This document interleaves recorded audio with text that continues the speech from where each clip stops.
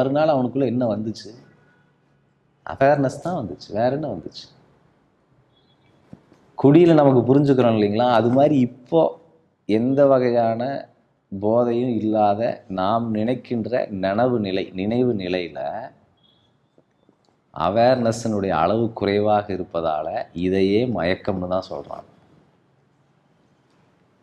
அந்த மயக்கம் மீளும் ஒரு பொழுதுல. அப்போ ஒரு பியூர் அவேர்னஸில் இருக்கும்போது தான் சாத்விக குணம் தன்னுடைய ஒளியை கொடுக்க ஆரம்பிக்கும்.